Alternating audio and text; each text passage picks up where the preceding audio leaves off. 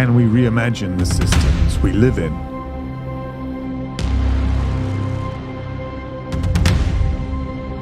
How can economics reflect our common humanity? And can we change it in time?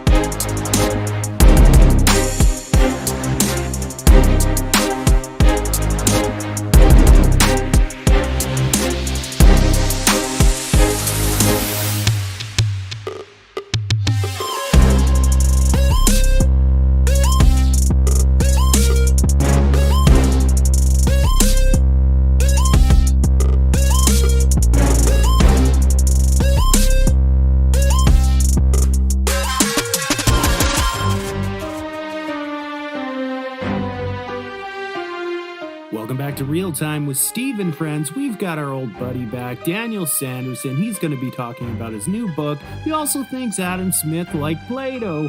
Should be fun, be kind, stay safe, and enjoy the show.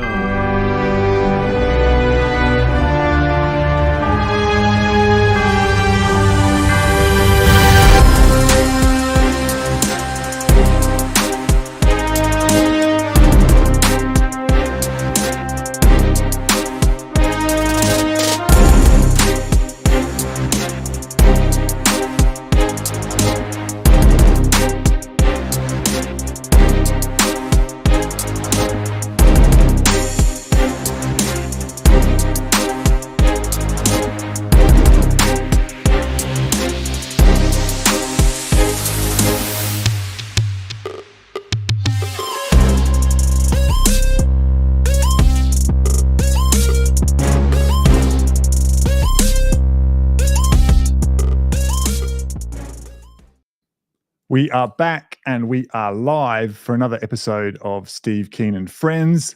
Hope you've shared us on your favorite platform. We're on YouTube, X, and LinkedIn. So please do get your economically minded mates over here to join in. Subscribe to keep us in your feed and hit that bell on YouTube so you can get a notification when we're going live. This week, we've got Daniel Sanderson back in the house to explore a unique idea. Was Adam Smith the father of modern economics, influenced by Plato? And if so, what could that mean for how we understand Smith's work today, more broadly, the way we think about markets, justice, and society? So basically, was the oft misquoted invisible hand intended to mean something more than blind market forces?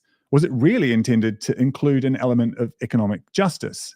Daniel is the co-author of his new book, Plato Reimagined, and he has been reconsidering Wealth of Nations in particular to see if Smith's work may not just be about self-interest in markets, but rooted in deeper Platonic ideals of ethics and the common good.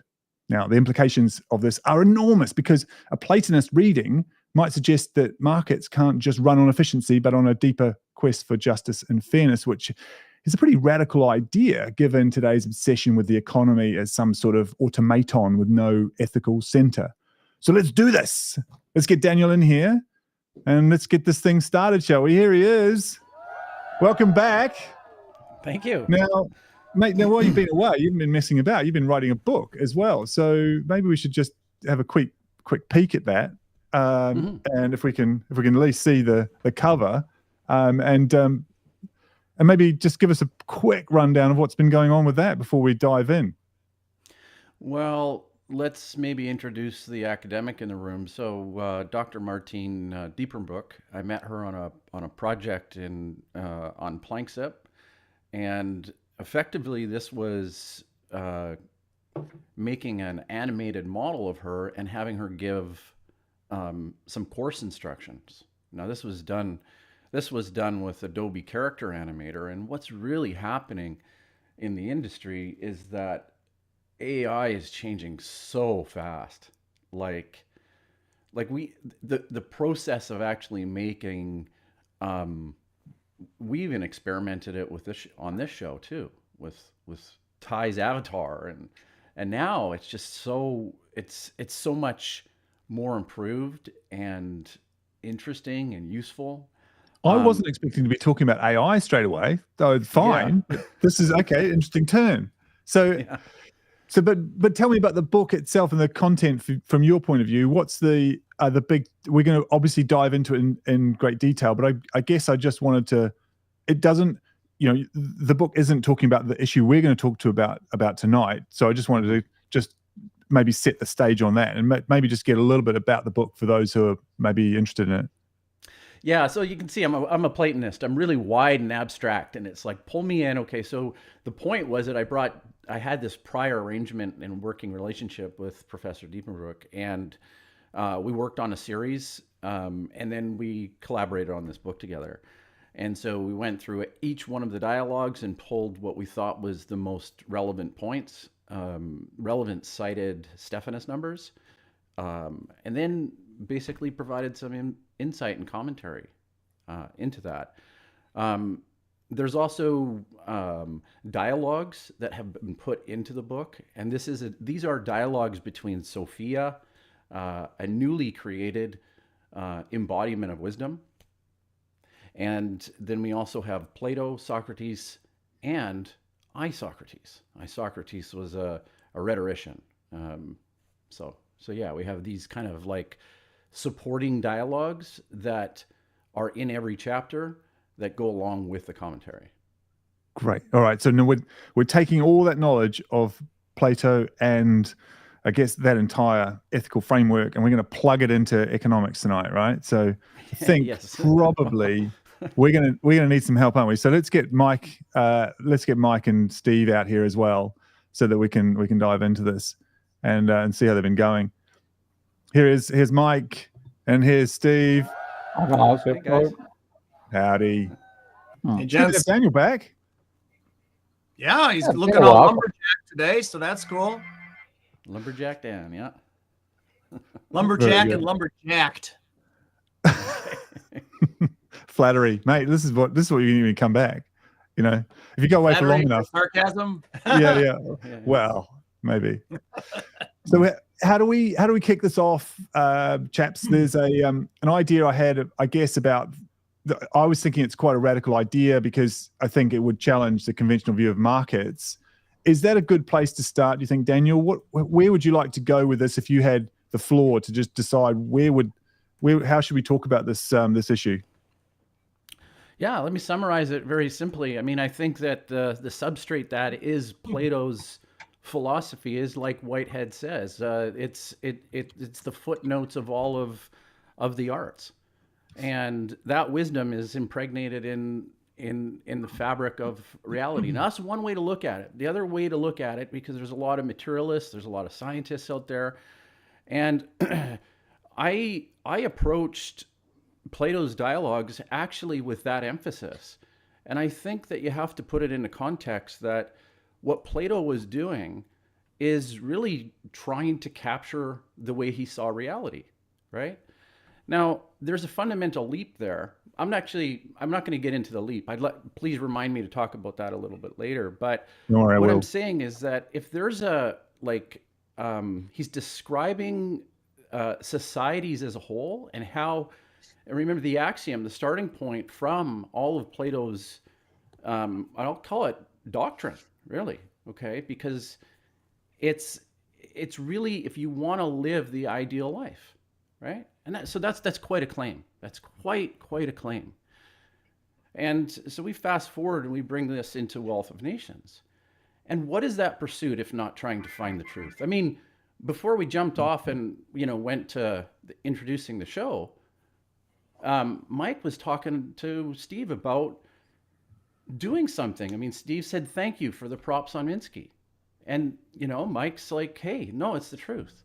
And that's the thing. That's the ideal of the academic. They're like, we forge this truth function. I try and operate my entire universe around that truthful representation of the way things ought to be. And that's a Platonist. That's the essence of what it means to be a Platonist. And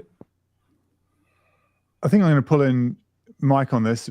What's your thoughts, at least on where this is going, Mike? What should we be looking at if the implication is, and it's a big implication, right? Because I don't think anyone else has made this connection before that I was aware of.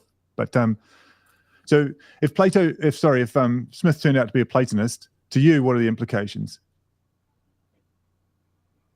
Well, there's a couple of things that Dan was discussing here that were triggering things in my mind. If we want to first talk about old Adam Smith, everybody kind of knows The Wealth of Nations. They might not know the entire title of the book, but they kind of know that, sort of. And they all know The Invisible Hand. They might know about The Pin Factory. Most of the book is about the English Corn Laws. It's this thick, and the famous stuff is this teeny little. But it's seen as the sort of start of modern economics, or maybe it was Keynes and the physiocrats who preceded Smith by a little bit, but he's at the starting line of modern economics in all the textbooks and what have you. And he's seen as the original sort of Milton Friedman, the advocate for free markets and what have you. But what I was always taught, and when I studied the history of economic thought some years ago, was that you really have to look at Adam Smith's theory of moral sentiments first, the book that preceded The Wealth of Nations, and to see his views on, sort of empathy for others and societal connections. And Smith wasn't advocating, if you look at both books, a Wild West, free-for-all, Darwinian, every man for himself kind of thing, but rather, he emphasized the need to take the concerns of others into account, sort of put yourself in their shoes and when you act and what have you. So I don't know if that makes him a Platoist or what have you. I read Plato's Republic as an undergraduate, and that's probably the last time I touched Plato. I'm reminded of the movie Bill and Ted's Excellent Adventure, where these high school kids go in the phone booth and go back in time to study for a history test, and whatever. And they brought, I guess, history. They brought back Mr. Socrates. Philosophy stuff. So it's like I haven't watched that movie. I've got to watch that movie. Yeah, I need to. They had Napoleon. They had all these.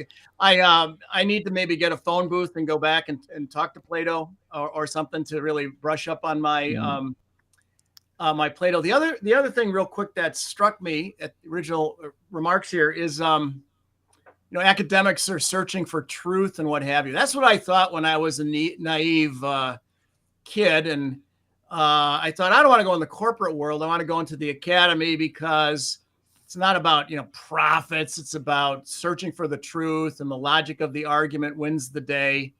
I couldn't have been more wrong. It doesn't. Not how academics. Not at all. Yeah, afraid not. Our academics, well, not all, but a lot of them want to publish papers in journals. And they say, what do I have to do to do that? And they'll sell their soul to do that. And, they conform. There's a normal science. So what's normal science? Okay, I'll do that if I can get journal publications and promote it and what have you.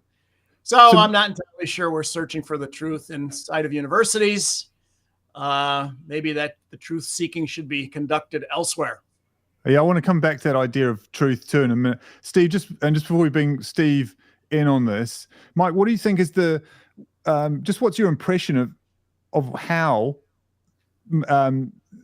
Smith may have been co-opted, his message or his ideas may have been co-opted into this and morphed into this kind of metastasized into this other version of markets and what they're supposed to do and economies are supposed to do? Yeah, my understanding is that the most read economics book of the 20th century was Keynes's General Theory.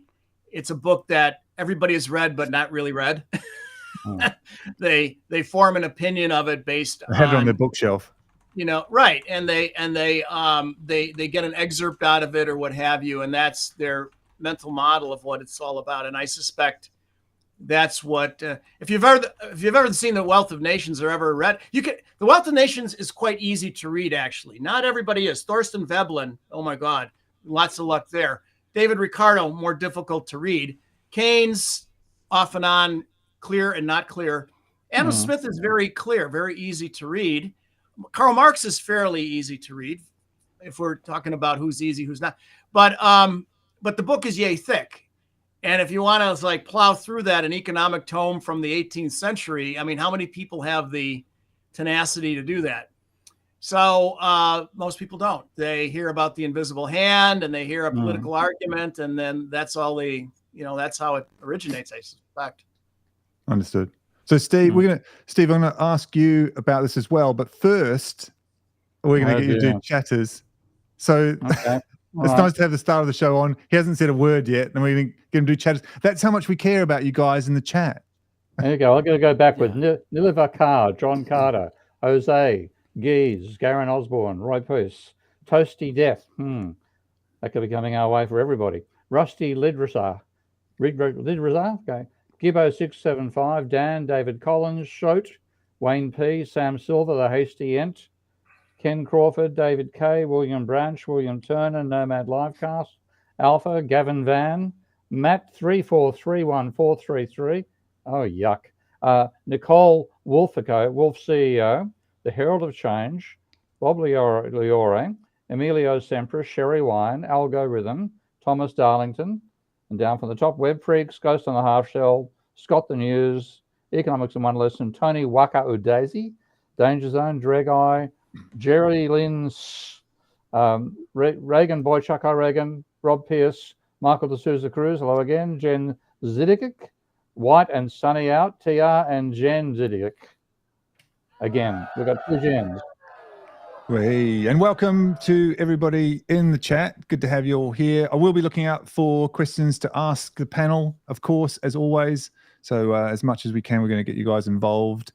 But Steve, what were you thinking of there when we were talking about that problem? Well, go on. I've got to go back to my original reading of Smith was, I think I first read in my undergrad days, but I read him intensely when I did my history of economic thought evaluation of where Marx's labor theory of value came from and why it was wrong. And but what I did was I read the Smith, Ricardo, and then all of Marx in chronological order. And Smith, I had some appreciation for him, but I didn't see him as the father of economics, as most people argued he was. There are things about Smith which I really quite enjoyed, though, and one of those was that he was quite anti-usury. And people tend to think that Smith is somebody who's going to be in favor of the free market everywhere. Well, if you read him on what he wrote about interest rates, he argued in favor of controls on the maximum rate of interest. And his logic was that if you have a maximum rate of interest, which is just above the market rate, the people who will not be able to get money will tend to be what he called profligates. And I've forgotten, but it was profligates and something else with P, and I've forgotten what the term, but promoters. It basically meant people who are Ponzi schemers. We'd call them Ponzi's today. So he said if you have a maximum rate of interest that can be charged by banks, then the only people who are going to be ruled out of that are people who are going to blow all the money anyway because they're irresponsible, or they're selling some sort of projector. That's what projectors and profligates. And the projectors were similar to what we mean by Ponzi schemers today. So he's in favor of a control on the rate of interest.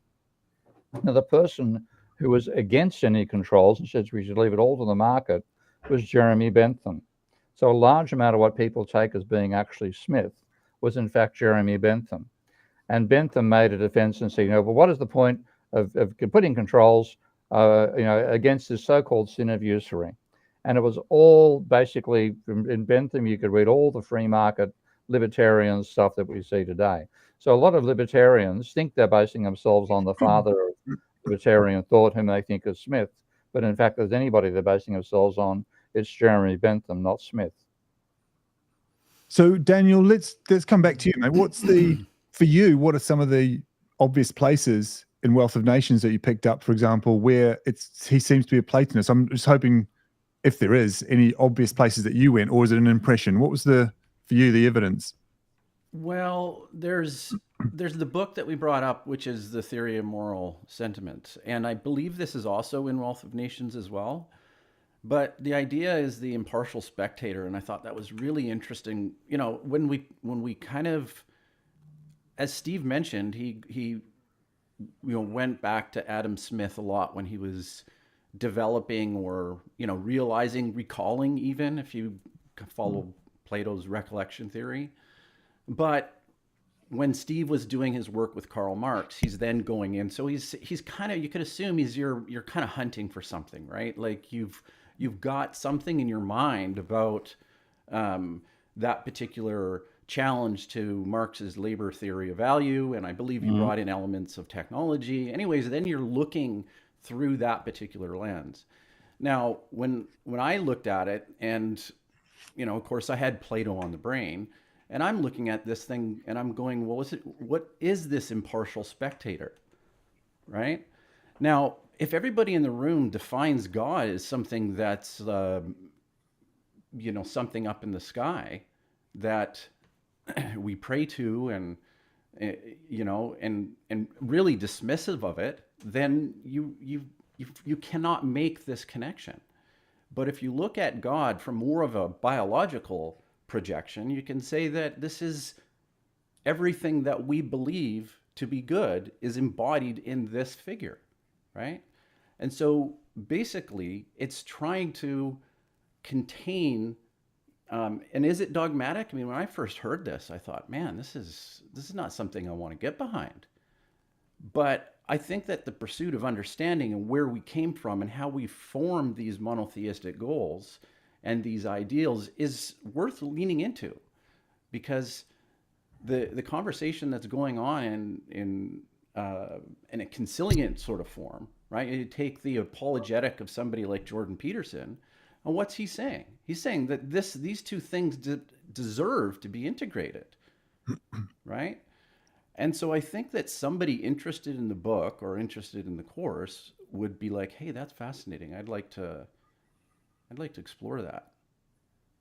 And so, has it not been really recognized before that might be the case, given that it was written in a time when Judeo-Christian, culture was the norm? I mean, he didn't write a book that was totally secular, or was it perceived as totally secular then? I don't know. I would have thought everyone thought he was a Christian, a good Christian, and writing about good Christian values to a point. Does that make any sense? No, but I tell you, just because the timelines don't make sense, because Christianity didn't emerge for another 600 years, right? I know, I'm not talking about Plato. Sorry, I'm talking about. I was talking about. I see. Yeah. Otherwise, no, that would make no sense. I'm sorry. No, I mean, sometimes I have to catch up with you guys. It's not. Sorry. I sincerely doubt that. No, it was just a miscommunication. But yeah, so if Adam Smith was conceived in that way, he surely wasn't writing a purely secular book in those days, was he? I think it's largely secular. I just try and recall any religious references or anything like nature in the Smith or Ricardo. And, but just the culture they were in and they were writing to, they would have known there would have been interpretations of what they're writing, so they didn't have to be explicit about the moral implications. Do you think? What do you think of that? No, Dan? What I would say, it is a very secular book, right? I mean, you're not saying that your conscience comes from this relationship to God, right? You're not saying that. Okay. But to acknowledge individual autonomy and the abilities that gives individuals is something that is worth remembering, right? And the fact that he's focusing on the internal nature of the human being, I think, is really important, and still presents itself as an enormous gap in economics, right? I mean, so Steve, you're an institutional, post-Keynesian, right? Okay. Now, you don't have deterministic understanding of everything down to the agent model level, right? There's a gap between what's happening in agent models and then what the macro reveals that that you implement into institutional economics. Is that not correct? Well, I tend to work entirely at the macro level. Dan, as it happens, I don't use agent modeling because I'm actually critical of thinking in terms of the individual and then extrapolating it to social level, and that's what a large amount of economics have been of that nature. And in fact, I'd say Smith is probably pretty responsible for that. A lot of the reasoning, Smith is aware of social classes, and that's one up on the neoclassicals try to ignore them completely.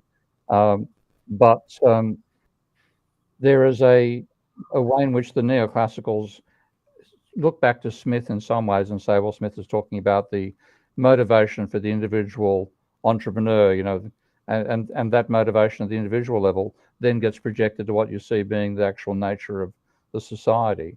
And I think that's basically, economics have been led astray by trying to think in those ways, working from the individual element of a system up to the system itself. And when you look at the way the system in fact behaves, the structure of the system gives you far more of its behavior than the individuals within it. They tend to be channeled by the structure of the system, which is why Mark and I are into system dynamics. So we downplay the importance of thinking about the individual, the structure of society, and the fact we have, you predominantly earn your income through a wage, a minority earn it through owning capital, others in the financial sector. The various part of the system they're in has a large impact on determining their behavior. So you don't get that capacity to go from the individual to the collective. Emergent properties get in the way as well in terms of how we talk about complex systems. So I think a lot of it gets lost in the individual thinking that was a large part of what Smith spoke about. He had social classes. I'm not saying he didn't, but he had the kernel of getting away from social classes, which is what the neoclassicals have done. And those are the parts of Smith they like to quote. Yeah, well, let me give the audience the idea of kind of how this economics connection came up. So I have a descendant that was received her PhD in philosophy from Cornell in 1896. You mean an ancestor? Yeah. What did I say? You said descendant.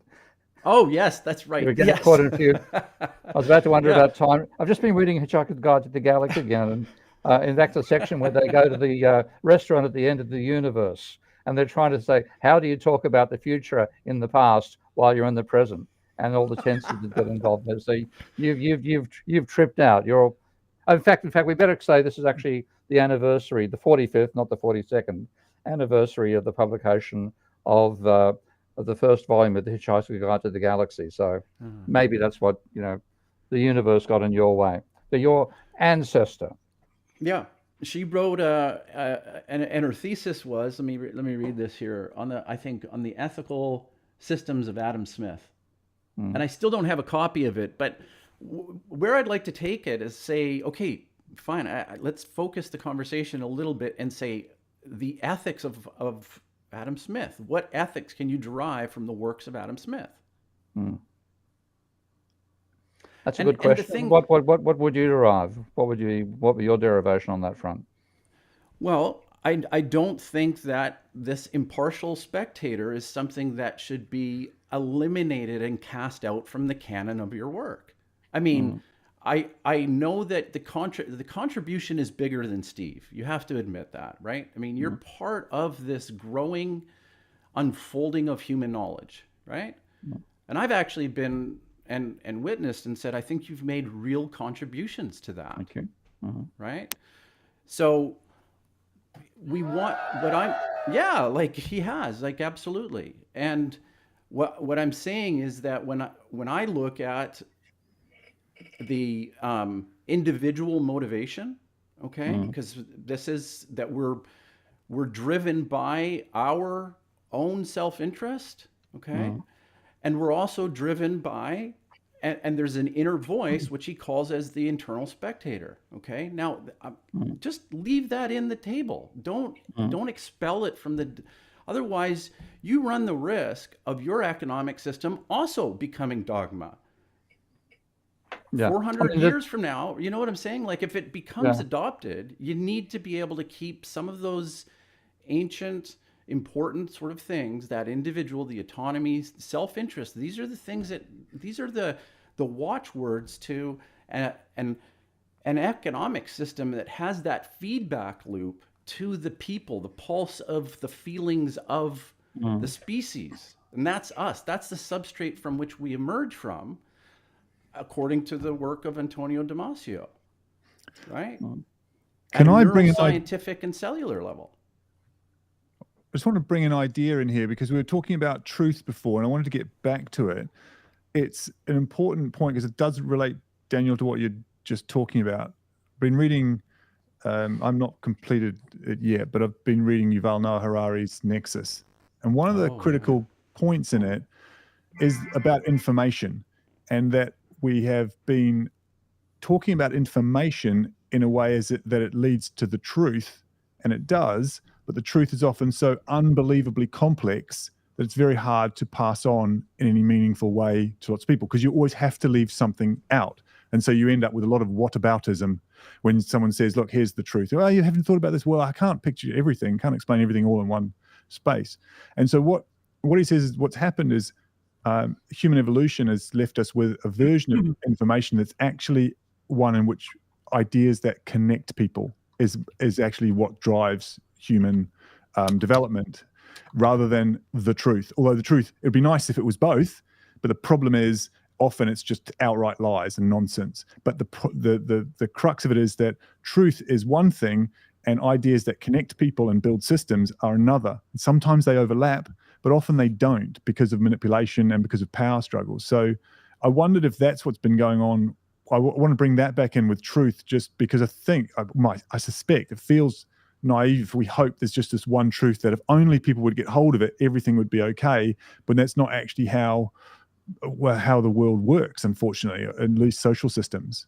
And Mike, can I bring you in on that idea? Because you brought up the idea of truth and what truth is, and you discovered at university it just doesn't work like that because people have to go and earn a living. Yeah, and then the question arises, are we all living in a simulation? People are starting to talk about that, the blue pill and the red pill and the matrix, and is it just our perceptions and what have you? We all have different mental models and different perceptions of reality. It starts getting way outside of my sandbox. That's why I asked you. Right.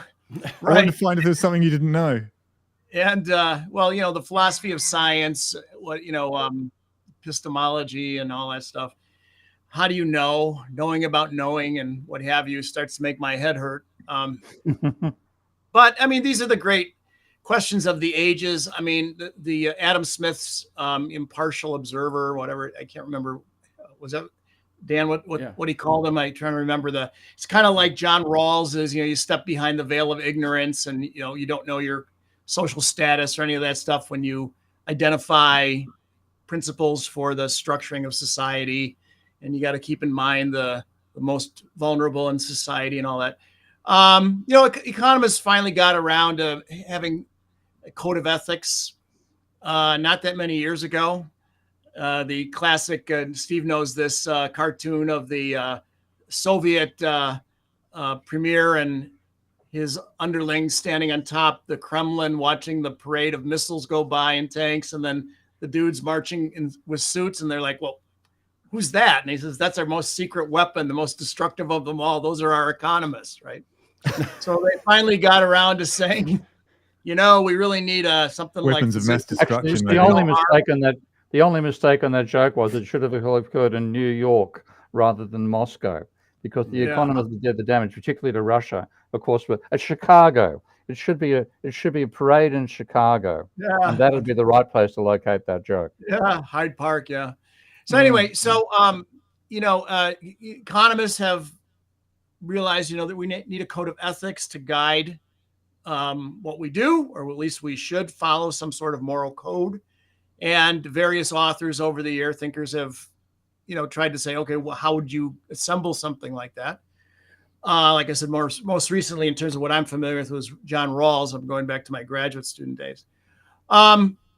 In terms of something, though, Steve said a while ago that I thought was quite good. He was talking about, rather than sort of society being the sum of the individual behaviors of individuals, that it's really the design of the social system, the socioeconomic, environmental, technical system that guides or shapes how individuals behave. That's kind of a systems point of view.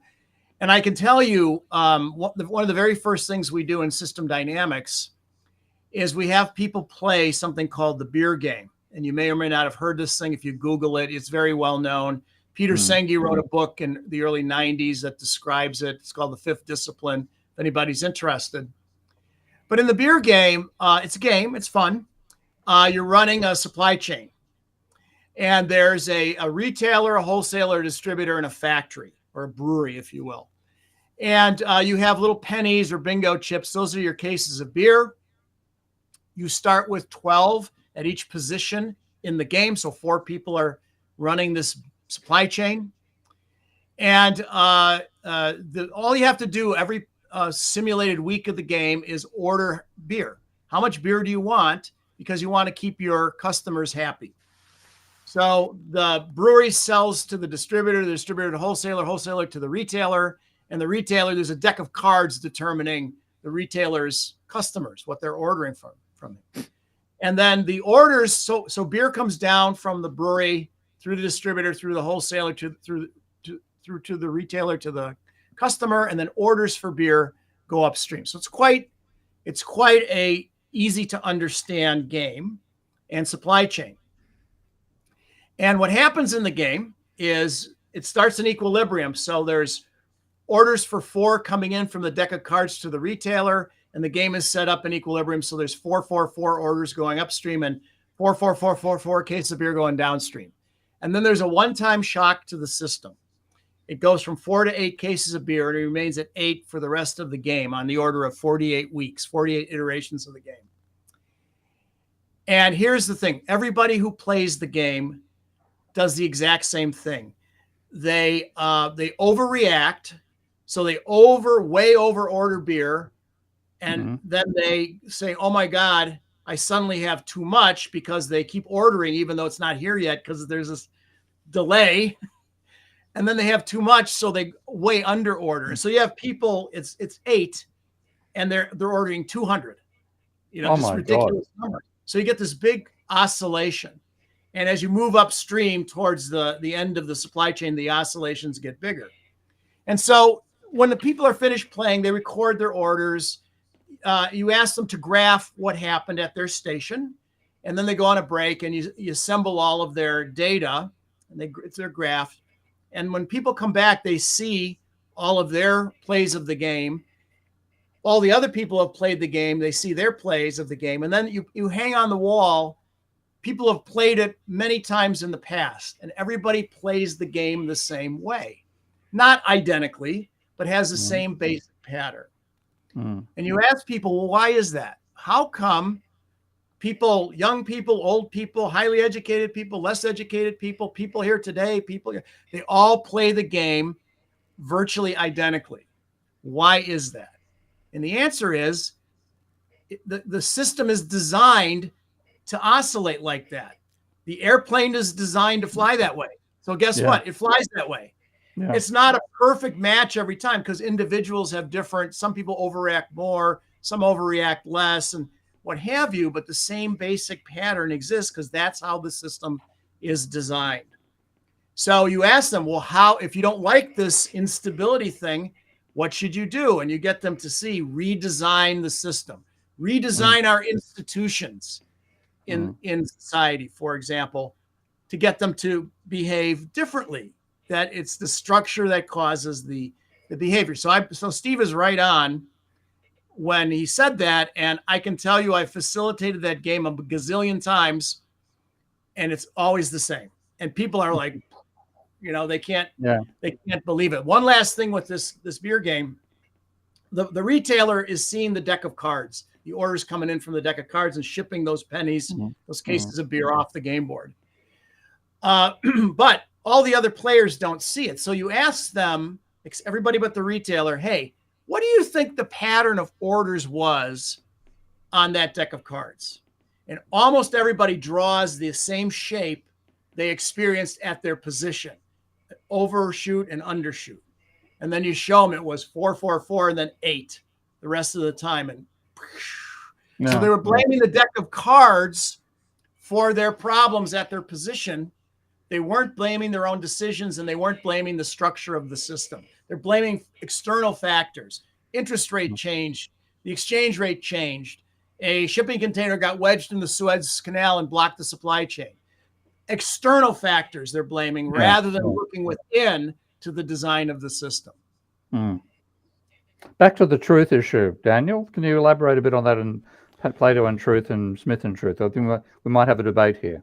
Oh, well, it was because I was really enjoying what Mike was saying. That's bang on. I really like that, and I could continue that. But okay, so back to the truth, and the idea that comes to my mind is a dog and its sniffer. So it's the mental maps that this dog is actually making in the world when it actually smells. It's orientated in a how would I be able to show it? It's like here to here, and it's tracking, right? It's tracking the truth. Now, we happen to be the one species that we know of with such an amazing prefrontal cortex to be able to even imagine, right? This is our superpower. We're standing at the top of a tree branch, and like a bird would jump off and fly. We're forgetting the fact that we have this an enormous capability to imagine, right? Okay, so when we talk about truth, what I'm trying to say is that, okay, and I need to frame this correctly, Steve, because I think we're saying the same things, and the reason why I'm outside of your comfort level just a little bit is because I think you can get there. I think we're saying the same things. Okay, so what I spend time with in Plato is I took a concept like justice and I thought, is there something what comes to mind as the foundational sort of origin of justice? Like, where does it emerge from psychologically? What like Piaget's sort of throw the baby up thing, and it's like its reaction is to do the scare thing, right? Like it goes, it's just like Mike said, it happens. It's part of human behavior. Okay. So I was trying to think of something like that for justice, right? Is this this big anomaly? It's this big sort of question thing that goes throughout the dialogues. And so I said, okay, let's use this working definition of discernment as the substrate, the primordial sort of beginning of justice, okay? And if you think about it for a second, it's really needed, right? I mean, the work you do, okay, as you study and move towards the discipline that you've participated in shaping, you must have the discernment that this is an improvement over something else, right? I mean, that's how your work unfolds. But there's a difference in the philosophy the philosophical foundation I have, because I haven't read a lot of philosophy. That's one of my weak points. But most of the time I did, what I saw was something trying to say what is truth and things of that nature. What is truth? What is meaning? What is being? Etc. etc. And I was always uncomfortable with that as a question. Yes, obviously I'm driven in my own motivation by trying to get a true picture of reality. But I get there in a way which is actually more compatible with the philosophical way, which is more compatible with the system dynamic stuff that Mike and I are both so strongly into.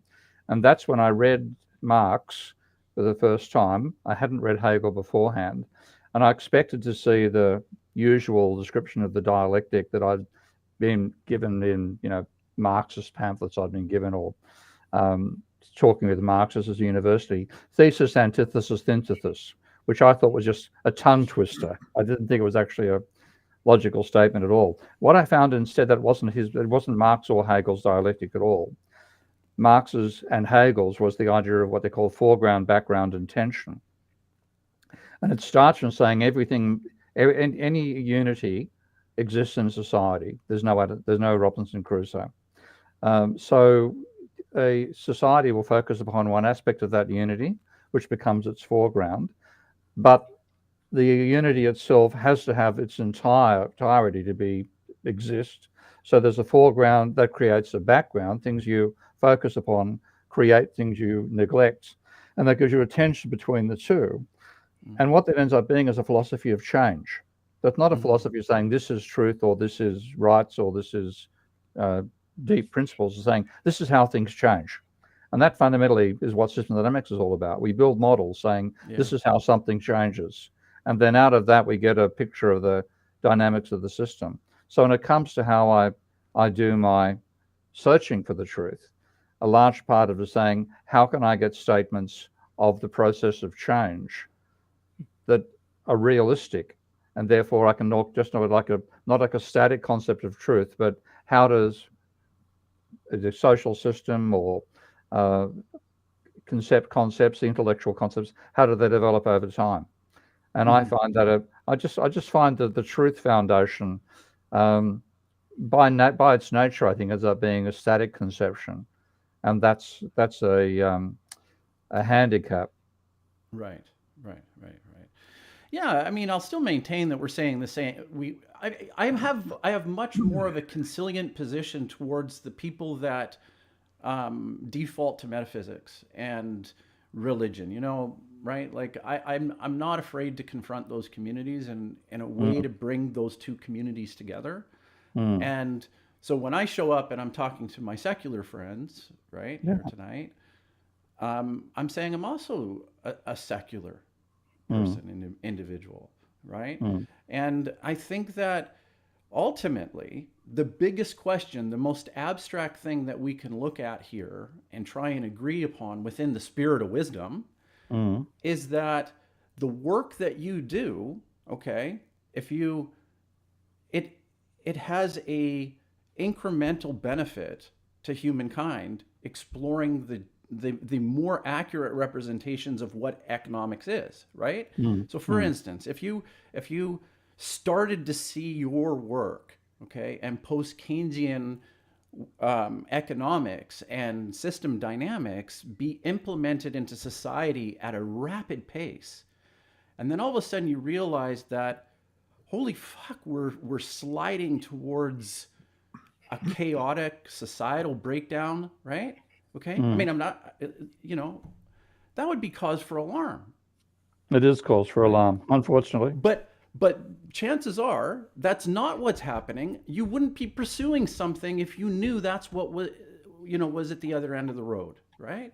You're pursuing the discipline because it's a benefit. There's a benefit of your work over the neoclassical rubbish, right? Yeah. For who? That is what motivates. Who's the benefit for? Yeah, who's the benefit? Who benefits from that? Society. There we go. Bingo. I can't argue with that. Right? That's the ideal. You cannot escape that. If it was something else, anything else other than that, your discernment detector would go off and you're like, fuck, wait a minute, no. Right? Now, there's a lot of people that play a blind eye to that. That's what Socrates used to call the daemon. Yeah. Which the Christians turned into a demon. Okay. Right? But, so you see how I've kind of moved you up the ladder right to a point where we're all in agreement on an abstract concept of basically why you do what you do. This is your contribution to society as a whole. I mean, you're a great husband, apparently. You're a good friend. I know that.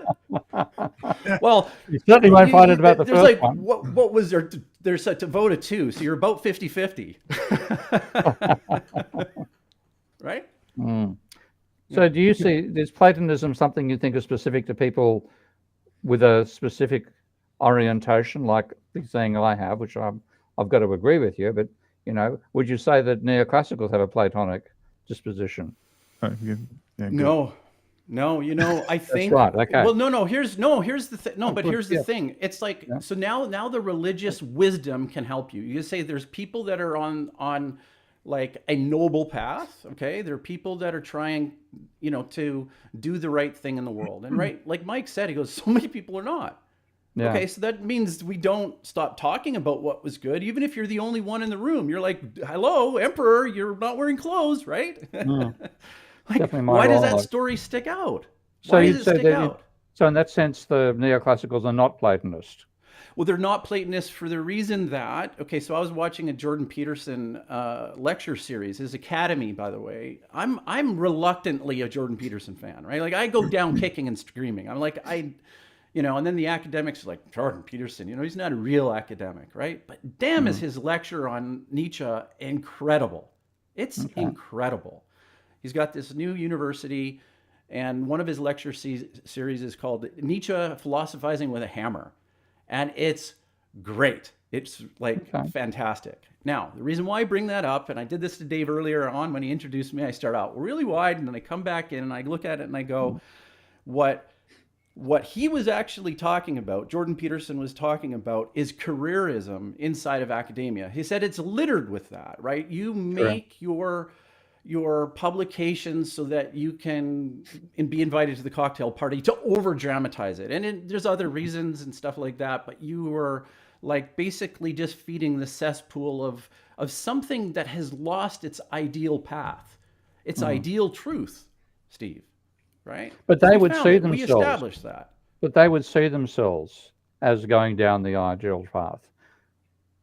No, that's right. That's right. And what the Greeks are trying to teach us is that what is the method for doing that?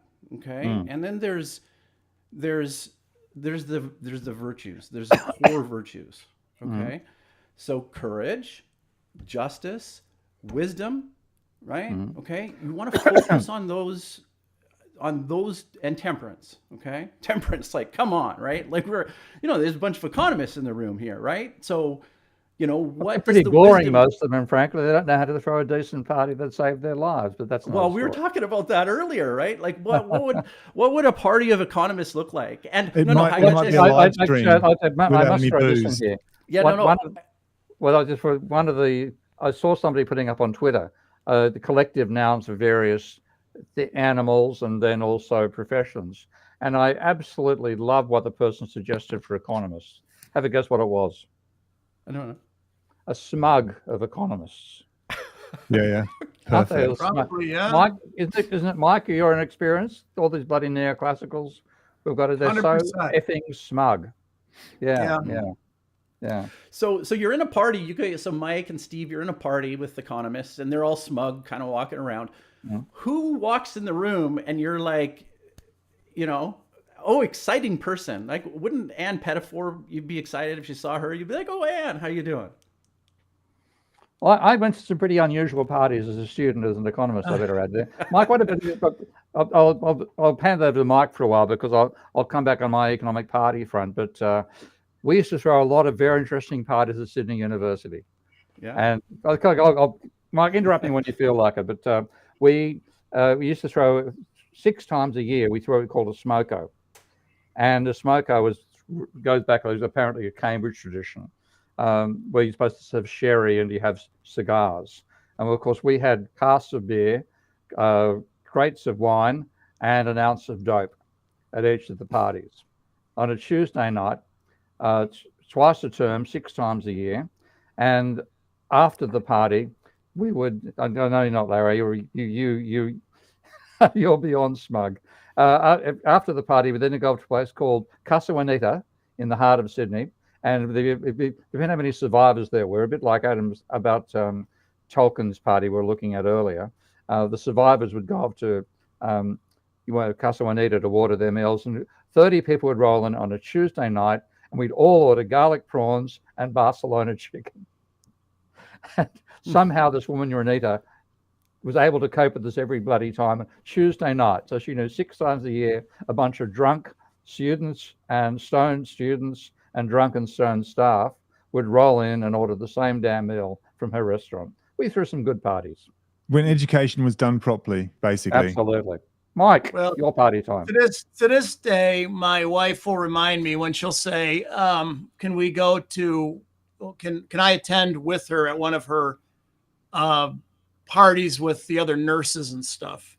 Yeah. I'll be like, oh, and she'll bring up, I attended all of those parties with your graduate econ people. She goes, I never knew what the hell they were talking about. But they were so boring. And I was like, point well made. Yeah. They get dragged off to the nurses instead. Yes. And they would, I don't know. There was always beer and stuff, of course, but they would be debating Rawls versus Nozick and neo-Marxism versus orthodox Marxism. And some of the students wanted to, they'd say, hey, we're going to go chain ourselves to Congressman Bradimus's door tomorrow to protest whatever. Want to come? And I was like, no, I got to study. Those types, the radical, they wanted to really put it, El Revolution or Viva la Revolution. Some might find that interesting. My wife was like, the elbow, can we leave now kind of stuff. So, not terribly, unless you're into it. We had some interesting parties with interesting people. Parties parties for economists. I think something of interest rolling into that. I'm sorry, I can't even imagine how that party would go. I've been to a few straight neoclassical economist parties, and they were about as boring as your wife is complaining about some of your parties, Mike. And I think yours are better than the ones that I attended. So I'm pretty sure we've lost half the audience already talking about economists at parties. Let's try. No good. I had to put this one on because looky. Welcome on. Who's in the house? Here he is. Only an hour late, hey mate. Look at this. It's the old gang. It's back together. The Beatles have come back together. You guys should be on the top of a hotel somewhere. Yeah. So Doug Dowell's talking about the movie The Revenge of the Nerds. That was a great movie. I love that movie. It was so good. Yeah. And what was the other one that caught my attention here? Apollo 13 was the Revenge. That was also a great movie because I remember as a kid watching it live. And then I met Jim Lovell. Did you? Wow. Yeah, because he was from the Milwaukee area. I went to school in Milwaukee. I grew up north of Milwaukee, and he was an Eagle Scout, and I was an Eagle Scout. So when he was done being an astronaut, he was on the speaking tour, and he talked to all the Eagle Scouts in the area. So we got to meet him, and told us all the Apollo 13 stories, So good comments there from Doug Dowell, I think. That was a superb film. Yeah. So I'm reminded of when talking about truth and all that stuff. When I was a student, we had to take this course. I've told this before on this live stream, but I'll repeat the story for those who haven't heard.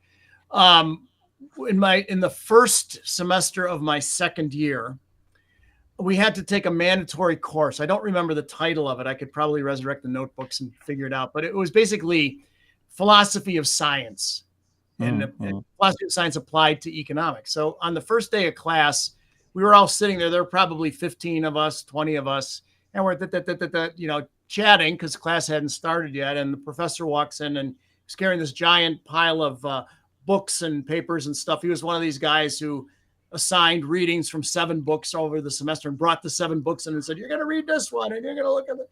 And so he goes to the front. There was a table and a little lectern at the front. And he just takes this giant pile of books and papers and just drops them. And they go bang, and they hit the table real loud. And everybody stops and looks up, and he grabs the lectern and he leans over and he says, first words out of his mouth, how do you know if an explanation for something is true? And everybody's like, what? We didn't even get the syllabus yet, and the guy's starting in on us. And then I was like, wait a minute, that's a pretty good question. How do you know if an explanation for something is true? And the whole class was about, how do, philosophers think scientists explain things, well, then how do economists explain things? It turns out, I didn't know this at the time, economists organize themselves into schools of thought. And the various schools of thought have different ways deemed legitimate for explaining things. That's pretty convenient. Yeah, well, right. Each one has a different set of rules. Not surprised. And they read the same journals, they go to the same conferences, they swap PhD students and so forth. So it's a inbreeding or whatever you want to say. But broadly, we learned that there's 2 kind of different philosophies in economics. One follows René Descartes and the other follows David Hume. So the Descartians start with deductive logic, top down. Start with theory, and it has to be general. We're searching for the laws of the economic universe. So we can't be burdened by institutional details associated with a particular time or a particular place. So like Newton's laws and stuff are very simple and devoid of institutional detail. And from that, you derive testable hypotheses logically, usually mathematically. And then you finally look at the real world and see if your data, which is usually numbers, your measurements, support or not the theory, right? So that's sort of the traditional neoclassical economics theory leading to econometrically testable models. Whereas the heterodox economists, institutional economists or whatever, use a pattern modeling approach from David Hume. They start with the real world and they try to identify patterns. They find clues called themes and they connect them together. Well, this requires a systems approach. The parts of how they're connected together, and that forms an explanation. And if there's any regularities, they build up to principles. So it uses fundamental principles. It uses inductive logic. They sort of use a case study approach rather than math traditionally, because the mathematics could not represent the rich tapestry of the patterns that are identified in society. And so, later on, I figured out that's exactly the second thing. The David Hume thing is exactly what we do in system dynamics. We don't call it exactly the same thing, but that's exactly what we do. But then I was reminded of, circling back to Dan, Plato's cave. I do remember reading Republic and his cave. And of course, the Descartians will argue that you have to start with logic because your experiences in the real world can be deceiving, right? And that's like the shadows on the wall of Plato's cave, if I remember correctly. So I'm guessing Plato would be more in the camp of neoclassical economics and Rene Descartes, at least for that one piece of it. But I could be totally wrong because I've now told you everything I know about philosophy. Mike, can I get you to respond to that question there from Economics in One Lesson? Well, it's not really a question, it's a statement, but I thought it was an interesting one based on what you're talking about there. The idea that financial news is always giving one sentence explanations for why the stock market's gone up or down, presented as the truth. And they used to take it seriously, but doesn't anymore. I mean, it's very reductive news, economic news, and economic, narratives, generally speaking, in the public eye anyway. So in system dynamics, we were always taught from Jay Forrester that we build models, but that's not unusual because we don't have real economies, families, companies, state governments, cities, whatever inside of our heads. We have mental representations of these complex systems. We have models in our heads, and we use them to make our decisions. And so, we do modeling every day, whether we know it or not. And our models, our mental models change as we go about our lives, learning, experiencing, blah, blah, blah. So all system dynamics, at least the guy who founded it was take what you know inside of your head and make it formal, and let the machine do what humans are bad at, which is precisely thinking through the dynamic implications of one's own mental model. We're not good at mental simulation. Simulate this complex thing we're thinking about and then change one little thing and re-simulate it and compare it and doing it accurately. Can't do that.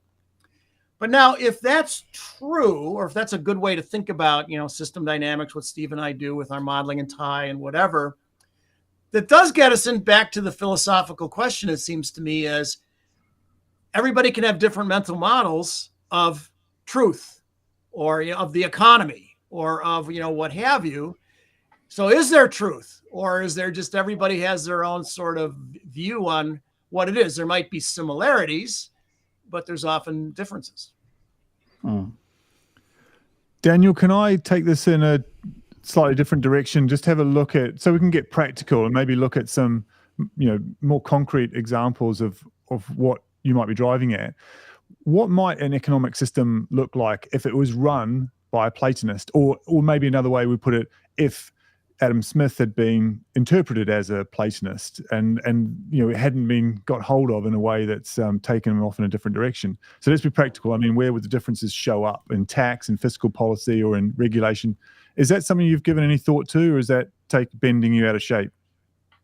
No, I mean, I think. And Ty, I want to bring you in on this, so have a think about this as well. The thing, Dave, is that the questions are so really awkward because they're not relevant, and the reason is that we live in our reality, and what Plato was trying to describe was reality. That's fine, but So- what's wrong with going practical about it and looking at what it might be if we weren't living in the system that, of course, you're complaining about, and to a degree, we're saying, look, this could be better if we did it this way. So what's wrong with being practical? Okay, so now look at how you're conceptualizing time there. You're saying, well, like if we switch this off and then we move over here in almost an instantaneous sort of transition, but that's not what happens. Of course, no, it's got to be theoretical, but I'm just trying to find an angle to think about some of these things in practical terms to see if there was a way that this would turn into policy and real world things as well, rather than right. just in the abstract. But that's okay. We don't have to. That's what I said. That's why I was asking if it was an angle we could go for. But if not, we don't need to. Yeah. It gets into all sorts of uncomfortable conversations. Like Steve said, he goes like, he's reading philosophy text, and when they start going into being and becoming and like, just give me something I can measure. Give me that. Let's go back to the corns on the cob, right? Let's give me something we can plug into a system. And you're as resisting Mike was that, which is fair enough. I just wanted to know why. No. Actually, I'm saying the one main thing you can take away with being a Platonist is that you ultimately want the best thing. And if the ideal continues to change, as Mike said, well, then is it completely is there any one direction that we seem to be orientated towards? And I would say, yes, it's the good. We're moving in a direction that's trying to make things better for humankind, right? On the whole. And so when you look at this and you say, what's that? Keep going. Yeah, I'll come back. Yeah. So I'm going to, if it turns out that there's more utility in having a systems approach, right? And having, and integrating statistics into the collective consciousness of how we understand and exist in reality, there's lots of evidence for it, right? I mean, our quantum models are all based off of statistical probability. And I want to show you this. I think I've shown this before. This is an astraguli. And this is they used to use these in ancient Greece to play ancient games of chance. So there's two, like one side is 40% of the surface area, then the other side is 40%, and then 10% and 10%. This reveals the Pareto ratio when you throw these, right? So the Greeks... Dan, hey Dan, can you hold it up right to your camera just so everybody gets a look at what you're describing? Okay, beautiful. Yeah. So it's a bone die. It's like a knuckle bone from a sheep. They used to play these. And so, like when I get people into a class, into a community, there's this astraguli calculator that I use to try and teach people. I took maybe Mike's suggestion and say, try and turn it into a game. That's what I'm doing in the class. So I think one profitable way to think about why, let's say, the economics profession is the way it is, why the U.S. tax code is the way it is, and many things in society or even technologies where you say, there's a better way to do this, but we don't do it. Why is that? And it's the notion of path dependency. And it goes all the way back to Thorstein Veblen. Gunnar Myrdal won the Nobel Prize in economics for the application of his principle of circular and cumulative causation to developing economies. But basically, it's path dependency. And let me give you an example. And I can give Ty a nice homework problem here. For that matter, Steve, to see if they can pull this off in Minsky. So Polya was a Hungarian, I think he was a mathematician, and he was John von Neumann's teacher, if you give you some context here. Okay. And he postulated the following, where you can model it. We do it in system dynamics all the time to teach the kids. a poly process. So here's what you do. You think of a vase, a clear vase, or a glass, or a parfait cup, or something like that, where it's clear, you can see it, and you put a black and a white marble or stone or whatever, it can be any two colors, doesn't matter, in there. So there's one of each. The market share is 50-50, if you will, of the black and the white marbles. And then you have a following rule. Give me a number from a random number generator, a uniform random distribution. So that means any number between 1 and 0 is equally likely. So give me a random variate from that distribution. If that random number is below the percentage of stones that are white, add a white stone. Otherwise, add a black stone or marble, right? So 50-50, the first random number, you got equal chance of it being below 50. So it's 50% or less. You get a white stone, or otherwise a black stone. And what you see is at the beginning, you'll get the market share kind of changing, and then it'll lock in. And the rest of the way, you'll get 70% black and 30% white, or almost every possible solution except 100% and 0, because you start with one of each. Or that's not possible to have one to be completely white or black, or is possible. It just depends on, you get sort of, it's random, and then you get locked into a particular path, and then you're locked in. Yeah. That means history matters. The idea that we're looking for laws of the universe that hold at any time and place is not true. That we're here today because of, among other things, historical considerations, and we're often locked in to an inferior solution. Nobody would design the U.S. tax code from scratch the way it is today. It's crazy. Yeah. Then why do we have it? Isn't it? Why is it? Let's get rid of it and redo it. No, there's too many special interests and whatever who have a vested interest in keeping it the way it is, right? So we have it, right? And I think the economics profession is exactly that way. If you go to an economist who has 40 peer-reviewed articles in neoclassical outlets and 2 books, is a full professor, and has the esteem of the profession and of his or her students, and you show them Steve's way of doing things. Yeah. Even if they admit to you privately, quietly, I think you're right, are they going to stop doing what they're doing? Oh, wow. They're locked in. No way. They might quietly say, I think you're but then they'll go about their business, continue doing what they're doing. And I think that accounts for a whole lot of things in the world. Which means they're not after the truth. They're not Platonists, or they're false. No, they're not. But that's even consciously. They're not.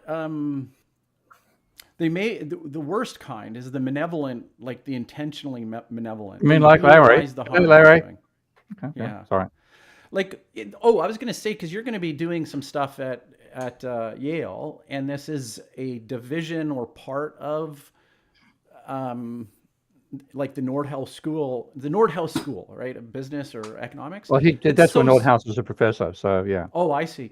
So the reason why, like, I had asked Steve offline, I said, I want that, like, if you get a lecture on that, I think this is one of those things that's like a really interesting moment, right? Like I said, I'll, do a series of articles on it, because I think that it's just such poetic justice that you're an irony that you're there. I think I'm more likely he's not even going to know I'm on campus. Okay. Yeah, no, I realize that.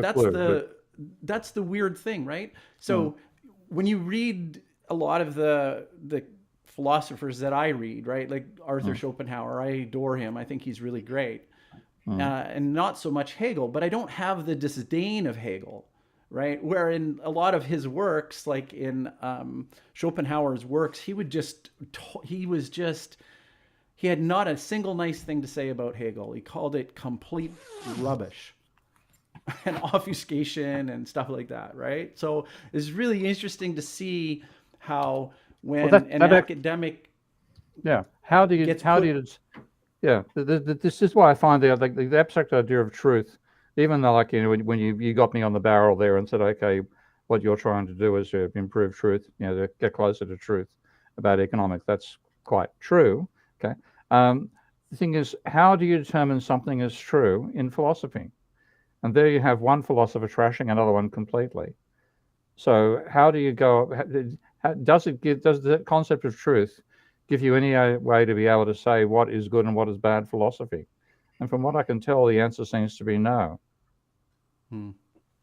Yeah, is it a categorical no? And let's talk about why it's no. Why, I mean, what are the definitions and what are the examples that we use? I mean, Plato's, I'll be straight up. Plato is a dogma. It's a dogmatic. This requires somebody to live within the heuristics of being a consciously virtuous person and saying to yourself, almost in a ritualistic behavior, that I'm going to be wise. I'm going to think this through. I'm going to think before I speak. I'm going to be temperate. I'm not going to be wild with my money. Okay. Right. I'm going to participate in a just society where law and justice is really important to to what makes us a community. Right. Okay. Now, have I fallen down? Have you disagreed with anything in that statement? No, you haven't. And humanity can be something other than that. And that's what I think the idea of the West is trying. That is the essence of the idea on the ideals of the West, which is something that there's an academic consensus that started at that period with Socrates. This is all I'm like banging the drum about to say, remember this, you guys. This is what we came to consensus on. And so if we live in a postmodern world where someone says, but I like Nietzsche better. Well, hey, look, in relation to Plato, it's worth knowing what Plato represents.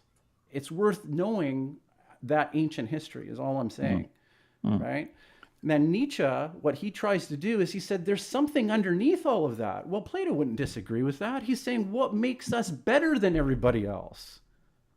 Because we use our rational minds. We're not barbarians, right? He uses this term barbarians. So how do we cultivate the best human being that we can? And I don't see it at odds with the way economic systems work, right?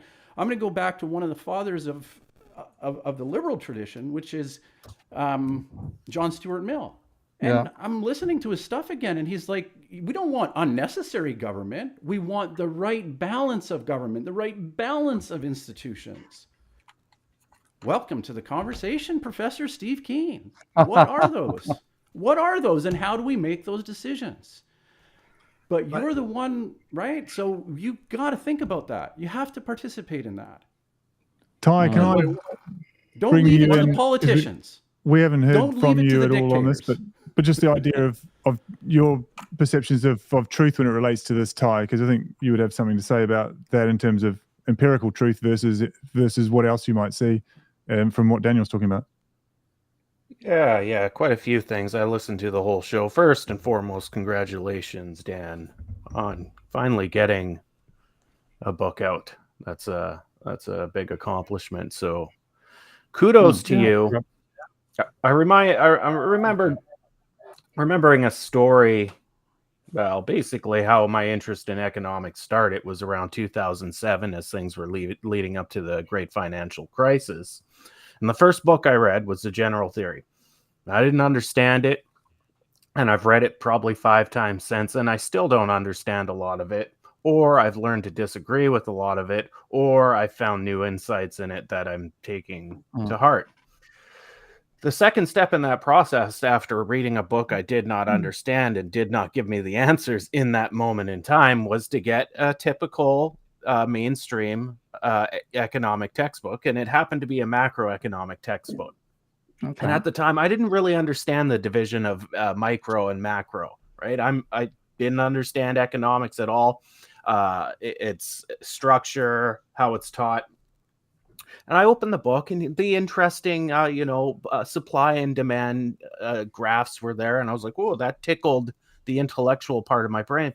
One of the first things I vividly saw in that book, and I remember it to this day, was the difference between normative and positive economics. And it triggered something in my head of, okay, what is economics to me? What matters to me, right?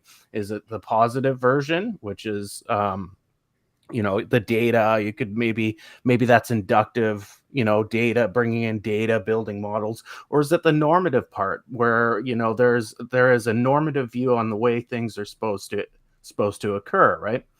And I quickly, in that moment, maybe over a few month period, I realized I did not care about the normative part because it wasn't providing the answers that I needed, right? So I quickly developed a viewpoint that economists probably should stay out of philosophical what ought to be and what ought not to be, because generally the opinions vary so much that at the end of the day, if there's all those differing opinions, it's probably going to be wrong at the end of the day, whatever conclusion comes out of it. And of course, there's going to be multiple conclusions at the end of the day.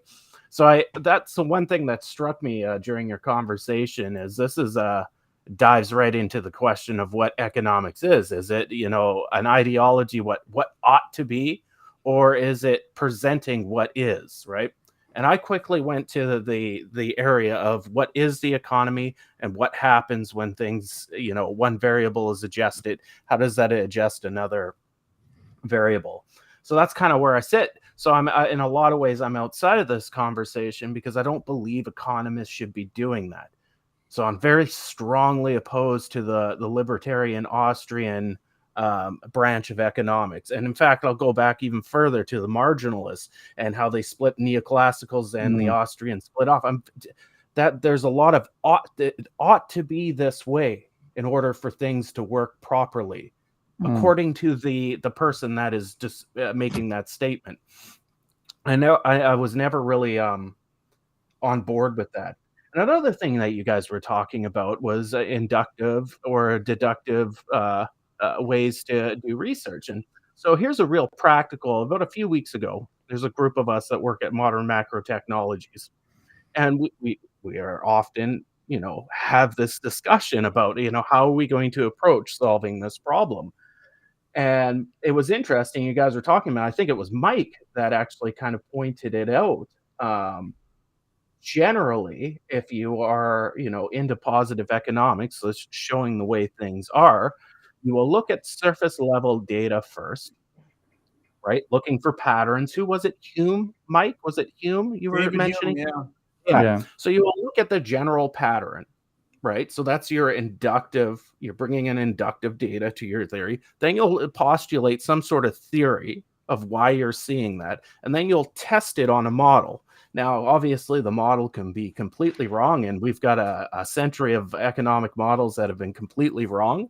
But that's really struck me because I often, we've had these conversations because we're really not with the Austrians, and they're very, deductive logic and all that.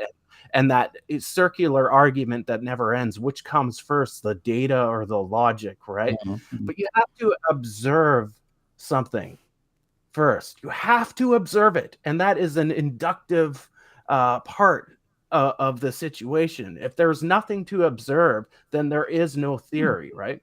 So that kind of struck me. That was interesting. And as for Plato and economics, like Steve, my strong suit is not philosophy. I've never been interested in the, who am I and the simulation theory, like Mike was saying, you drift off into all those different philosophies of being. I've never been interested in it because, like Steve says, I am really grounded in reality, like fundamental constants of the universe. If you start talking about the speed of light, or the velocity of gravity with the resistance of air, I'm going to be tickled pink, and I'll talk about that all day. But when it comes to that inner thinking, and although as I get older, I realize I need to do more of that, and as my wife would say, it's never been that interesting to me. So it's very hard for me to approach individual economics, as I like to call it, or human action or praxeology, and take it seriously. However, I do admit, because of the way I think, I might discount it too much. So those are my thoughts on what I've listened to over the last hour. And it's been a very interesting conversation. And boy, do I like seeing the Steve versus Dan thing. I think that's very entertaining. We need to do more of it. Yeah. But I really feel like right beside Steve on so many things, right? And he's taught me a lot with his books, and I refer back to your books when I'm doing my research. In fact, one of the things I was hoping to talk about was I think I put Wilson on your radar at one particular point. He had one of his books he called Consilience, and this is a term from William Whewell, who invented the word science, right? But talk about path dependencies, Mike? Right, like how path dependent are we on this language vocabulary that the hegemony of Western culture is pretty much locked into? It's fascinating with those types of things. But this idea of consilience was really to bring together the arts and the sciences together, right? And so I know how it is. We kind of juxtapose and kind of battle each other a little back and forth, and I've always kind of been that with you. But I kind of inhabit that position. This is more of a something you're going to need to kind of explore in an abstract way and think, how do you think we could make these two things come together? Okay, and I want to propose the same as what E.O. Wilson proposed is that we use economics as that bridging gap. It's the hardest of the soft sciences, right? Is basically what he said. So what does that do to be able to bridge the arts? How does it bridge the arts into the sciences, right? And it's just leave the question at that. Like, start free-form associating what and how that would come to being. And you say, well, is that deductive? Yeah, but what's the definition? We're trying to even form that. Now, this ability for us to conjure concepts and try and form distinctions are part of a mental version of a phylogenetic chain, right? I mean, you say, well, that's it doesn't make sense. That's not biology. But our ability to think is something that goes back a long, long lineage. So let's practice that. What do you guys think? Steve? Well, I've been trying to find a foundation for economics which is free of ideology. That's a major driving force. And in fact, when you look at, if you talk about whether neoclassicals are Platonists or not, that's been a similar thing for them as well. They've been trying to find a foundation which is right for economics. And what they instantly went to is right to say we talk about individuals maximizing utility and firms maximizing profits and society reconciling the two through the market, et cetera, et cetera. And what you take a look at the concepts behind it, the ground concepts themselves are false. They haven't been able to show that marginal cost rises. In fact, it doesn't, it falls. One of their core concepts is false. There's so many false core concepts for them that it becomes a series of myths. But they never get outside Plato's cave to take a look at the real world and see, well, hang on a sec, we're wrong about that particular feature. Maybe we've got to change our underlying philosophy. They can't do it. Now, what and this has just been an accidental discovery in the last 5 or 6 years, the things which I chose as my foundation for doing economics, and that's largely Goodwin's growth cycle model, Minsky's inspiration about the financial instability hypothesis, and then ultimately, though I got there earlier, but also later, MMT. I first built a model of what you might call a model of MMT in 1992. So, but it's a complex systems model of MMT. But what I find, I realize I can derive all of that from strictly true macroeconomic definitions. Okay, you give me the definition of the employment rate, which is, if you can't work it out, go watch another show. The wages share of GDP, the private debt ratio, and government spending to GDP, and put those together with extremely simple simplifying assumptions, and I generate a fairly realistic model of capitalism, which gives you completely opposite conclusions about what is the role of government, what is the role of workers, et cetera, et cetera. So you get a situation which it's bad to have workers not being able to organize. They should be able to bargain for the wage. You get one where it's bad to let private debt get too high, whereas the neoclassicals completely ignore it. And you get one where government spending is required to stop the system falling into a debt deflation. Now, I got all of that with absolutely zero ideology. And that's so in that sense, I've got the same objectives the neoclassicals have. They're just doing what Keynes said so well about, I think it was about Hayek. He said that Hayek's work was a demonstration of what can happen when a fearsome logician starts working from the wrong principles. You end up in bedlam. And that's what I think the neoclassicals are, but they think they're in truth. Yeah. No, well said. I mean, I think, if the conversation is just to draw the distinctions and say that the feeling of the individual is not relevant to the art of this soon to become science, then that's a fine position to take, right? And might be the most practical, and I would say then the most ideal, because we can't, in your view of discernment, say that I think there's a better approach to do here, right? And you might say, well, I'm intensely biased because of my years of study, but you're not biased to the point where you've been misdirected. You're saying this is a real value to society and a contribution to society as a whole, and here's what I think, and here's the reasons why, right? And I like to believe that eventually will get looked at, that eventually will move in that particular direction. Now, are there perturbations that go kind of the other way, and there are lots of things that are not realized and integrated into the societies, right? I mean, there's a long trajectory of tragic endings for societies, right? And I expect we're going to be another one. That's the point, right? Thinking about these questions, I think, is and Ty, like, he always underestimate himself. He always gets into it with me when I talk philosophy with him. He gets in, he does that, and blah, blah, blah. His most recent one was, he was kind of locked into the deterministic. He's like, no, I'm that's it. I can't do anything. I loved it. It was great. Daniel, is this a good place for you to plug your own business, since you're here rather than me do it for you? What do you think? Yes. See, the deterministic voice of God just spoke there.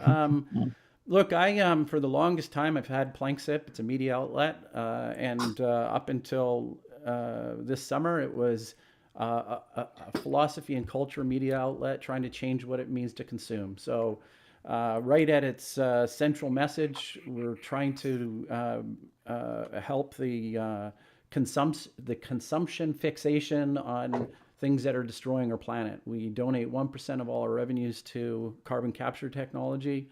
And we've got as a media outlet, we're looking for contributors. We're looking for people that want to put their ideas on our platform. And, that's effectively what we do. I mentioned that up until recently, we've done a big change, focusing more on Plato, and want to be more specialized. There's a lot of people and a big community of philosophers and thinkers that want to reimagine Plato, and that's why the book is called what it is, and that's why I've got a community that I'm looking to build, and hopefully as many people as possible want to participate in that kind of thinking, and that's about it.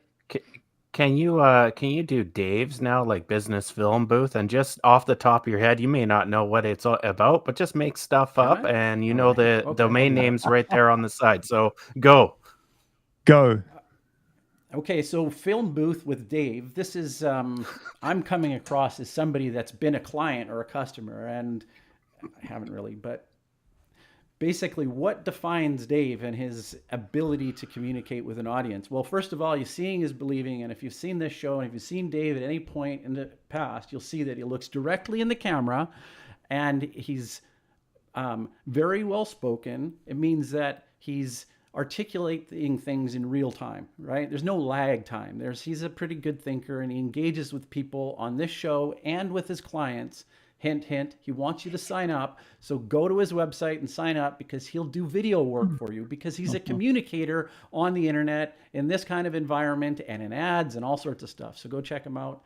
and you won't Thank be you. That's disappointed. almost something like Almost. what I do as well. So that's pretty good. Well done. Well done, good sir. See, there's Ty. Like, you know, he's the perturbation. So he's like, if it's all deterministic, fuck it. I'm just going to be the perturbator, right? I'm going to, you know, I don't know. I'm not saying that word right. But, you know, like the shock to the system Mike talked about in the system thing. He's like, I will be the shock. And I'll plug let's plug Steve's Substack too, because if you didn't know, if you haven't listened to us before, Steve has Substack and Patreon, so you can get a critical look at economics from Professor of Economics. And for more, check out his page, patreon.com, Prof Steve Keen, or just Google Prof Steve Keen. You're going to find him pretty quick. Most of the posts are free and access. There's no paywall to start. So maybe that's the place to go. And there's somewhere else now, Steve, too, because of Ravel. Do you want to just give us a lowdown on that? Yeah, well, actually, Ravel is something I'm going to be spending a lot of time working on in the next couple of weeks, because the commercial side of Ravel it's a data analysis system built on top of what used to be Minsky, and it uses a graphical means to handle multidimensional data.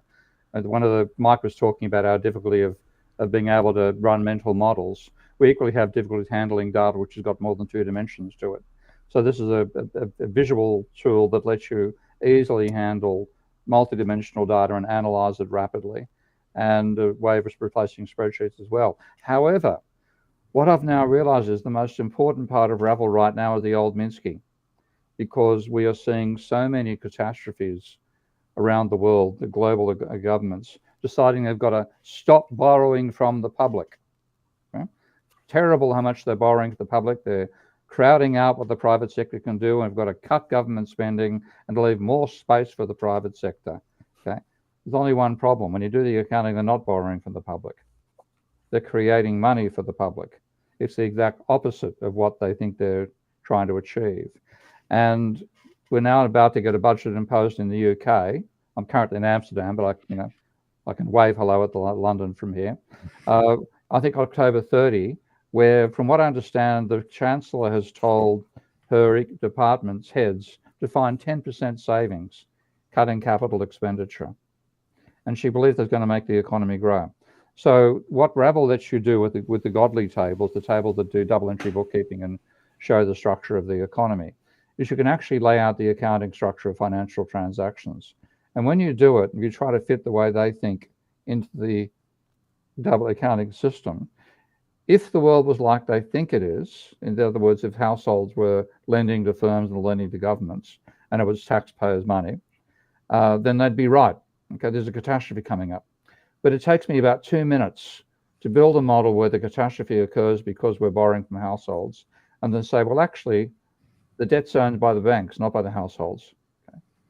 And that one simple change means that the exact opposite of what happens in their loanable funds model happens in the real world. So if they try to cut back on government spending to let the economy grow more rapidly, they make it grow more slowly. And so I'm going to be doing a live demo of that. I hope to record it tomorrow. So in some ways, and this sounds egotistical, but I'll use it anyway, I think Ravel's about the most important software package on the planet right now, because the incredible mistakes that are being made, which fundamentally come from not understanding the structure of the financial system. And Ravel is the first program with this, what we used to call Minsky, and the component that most matters is the godly tables. With that component, you can understand the structure of the financial system. And once you do that, you can see that every government on the planet, most financial institutions, and certainly most journalists talking about economics are completely wrong about what to do. And by having a full structural model of the economy, they are destroying the real economy. Very good. It's amazing. It's amazing after all these years with the advent and popularity of MMT that people haven't figured out what Steve just described. I put out a tweet a couple days ago that described in 240 characters what Steve just said. And of course, the argument then turns to, well, the central banks are independent of the government, blah, blah, blah. But we all know, central banks are formed from government decree, and they just support economic growth.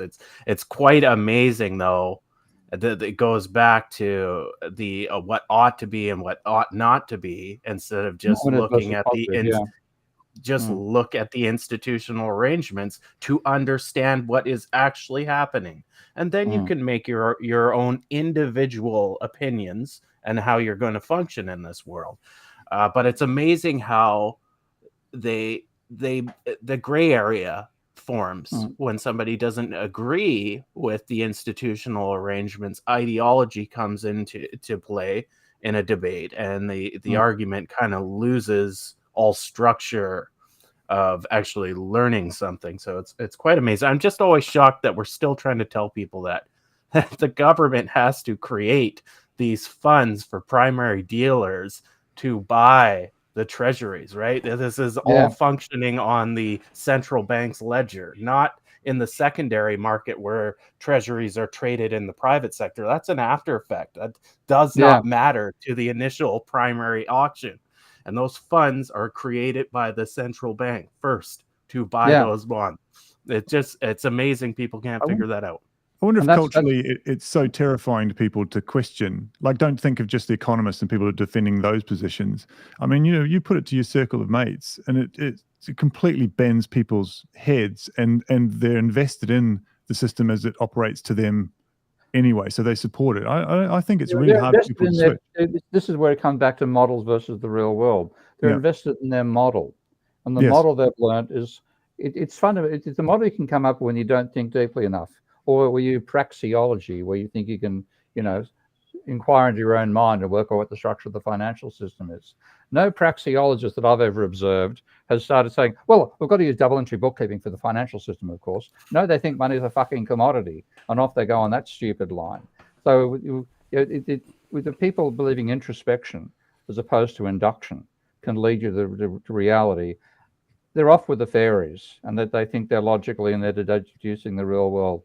Mike, I haven't heard you attack Austrians yet. We need you to throw your shovel against the Austrians. I thought you were talking about proctologists there for a minute, so I was pretty close. I think praxeology and proctology are intrinsically related. Where's this going? I don't want to be here if it's going there. Neither do I. Thankfully, that's not what you were saying. But I thought, at first I was like, what? Let me take this in a little bit of an offshoot thing, because I think this is relevant to why a lot of us are here. So this week at WPI, we got 2 different phone calls from corporations, very large corporations, that have suddenly discovered that they're very interested in dynamic systems modeling. All right. And they have projects that they would like done. They're kind of taking how will our products impact short and long run, holistically, climate change, farmers, the environment, whatever. And do we do that kind of thing? And I said, well, why, yes, that's exactly what we do. But I started to get a little nervous because they were talking about some goodly amounts of money. Of course, it doesn't go to me, it goes to the school and trickles down after all the mafioso take their cuts from the top of the university on down. So when it gets to us, there's very little left. But nevertheless, and we have a capacity problem. We have lots of students who have been introduced to dynamic systems modeling. And so they're aware of what it is. They can boot up Stella or Minsky or what have you. They can open up somebody else's model and run it. But that's about as far as we've taken them. They're busy doing other things, and what have you. And if these chunks of money come in, these companies are going to want high-level modeling done, but we don't have enough people who know how to do it at a high level. And that is going to be becoming a problem. The more we are heard from venues like this, and the more people say, I'd like that done. I understand what you're saying, and this is great. The more I'm going to have to say no, or start calling colleagues at other universities or whatever, because we just don't have we don't have a very deep bench of good modelers. So if we're at all being listened to, we got to think about training some people to do this stuff at a very high level. And otherwise we got to shut up because we're starting. I think, to become a little effective in convincing people that the grand challenges of the day, wicked problems, these sorts of matters require the sorts of tools like we're talking about here. Yeah, that's a challenge. Yeah. Can I either Steve or Mike? When do in economics? When does the student start learning, equilibrium modeling? Like, is that Econ 101? Is that the second year of a degree? 2 lines right out of the box. 2 lines crossing at a point. But actually, building a mathematical model is a different story. So when do you start building mathematical models? Yeah. Of those concepts, that's more like it. Yeah. That's a weird one to answer, because when I went through, you might start building mathematical models in the 3rd or 4th year. You're doing it on honors degree, whereas most of them just got the out of the box supply and demand stuff, and that was about it. But now it seems that because the neoclassicals are trying to pretend they're a science, they hit students with having to work out models in first year in some universities, like at Cambridge, they're getting straight away into what they call the Euler equation, and you're getting to explain and try to build DSGE models as if it's scientific, which is the same as if you went to astronomy class and you got asked, please make up a set of epicycles and equants to explain the Earth as the center of the universe. That'd be what they're doing. But strictly speaking, I think only a tiny fraction of people actually get trained in building mathematical models and get assessed on it. So I would say normally it's going to come at the sort of the 3rd year level for an undergrad degree. And then when you do a PhD, almost always when you're doing a PhD, it's used to be building a computable general equilibrium model of your national economy. Now they're building DSGE models of their national economy. Daniel, you had something to add in there? Sorry? Okay, so I'm gonna bring the dose of practicality into this, right? So Mike, you're talking way in the abstract. You got the Platonists going to kind of focus you on this. So let's get logistical on this. How many new highly trained economists do you need in the next 6 to 12 months, 12 months to a year to 2, 2 to 5? And let me keep asking, but please. Yeah, no, I would if I had a dozen modelers at my disposal, that would get us going well. Great. And when I say modelers, they have to know what they're doing. They can't be, they had a 7-week class, they got a hold of the software, and now they're building lots of terrible models. They have to be, Exactly. So let me say, then you go to somebody, and like you guys started to kind of like fall into this kind of blasé place and say, well, it's at the undergrad level and we got to get them when they're young and all this kind of BS. And I'm thinking, well, you know what? Go to the engineering firms. What we need is engineering style training. That's definitely true. But I'm saying if you want a fast mercenary-like workforce, engineers are a great option, because if you can incent them to come over and invest so that they have that applied existing knowledge and apply it to your discipline, that's available at scale and very quickly. Okay, so there's a practical thing to say that engineers can actually do that, and they've got that proven mental consistency to do things like look at data and understand things in complexity, right? Yeah, historically in the field of system dynamics, most PhDs in system dynamics, although their degrees don't literally say system dynamics, but that's their thing. Their undergraduate degrees were in engineering, and they were naturally attracted to system dynamics. Yeah.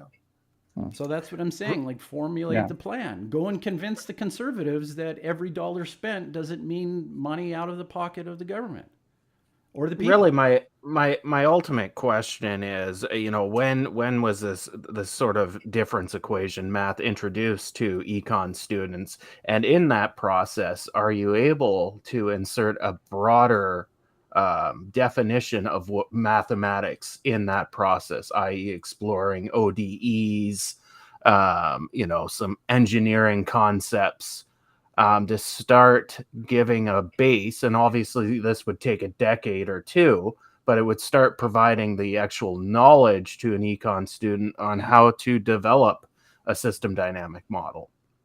Is that possible? Or is the training of an econ student so bloated with bullshit that you can't fit that in at this point? I'm going to go for the latter. Not Guys, not a loaded question.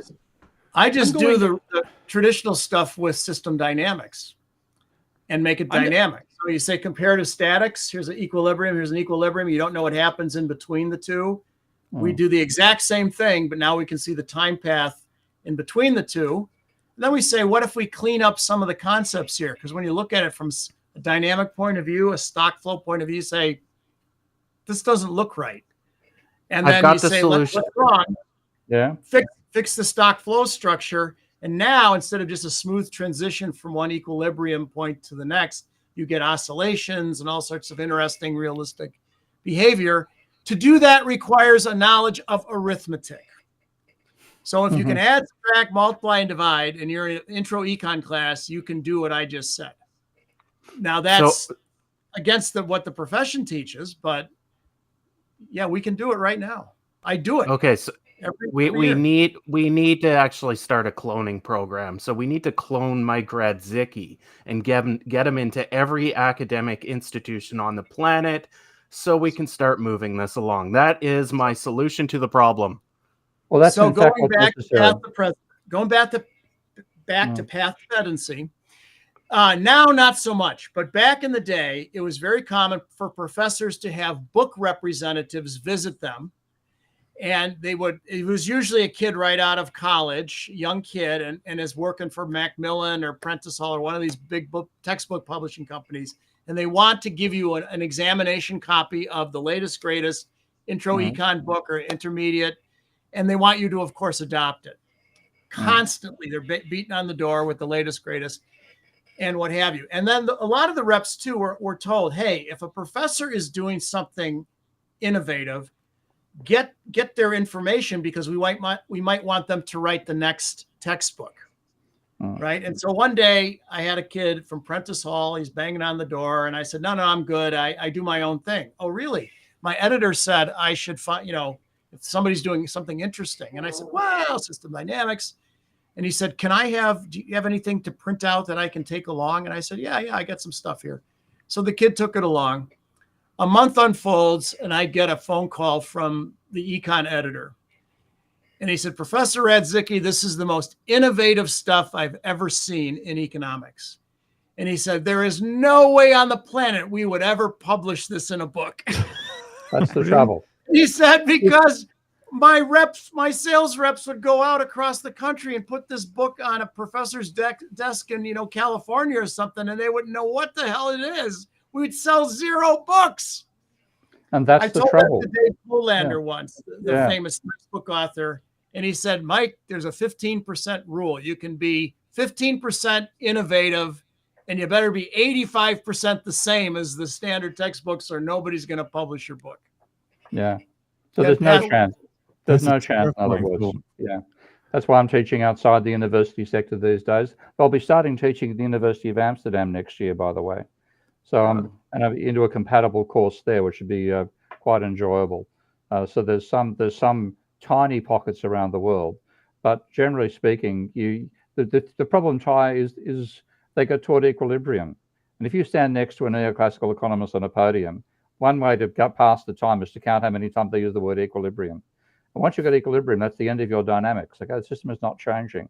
They don't realize that's the case, but it locks out evolutionary thought, it locks out dynamic analysis. So the further they go down the hole of doing an economics degree, the less capable they are of thinking in a dynamic, non-equilibrium evolutionary way. So it's a really, really dangerous system in that sense, and that's why I want to get engineers to take over economics. The solution, I think, is to do like somebody mentioned, Jordan Peterson started his own university. You start your own online, if you will, university, whatever you want to call it, and you make it modestly priced.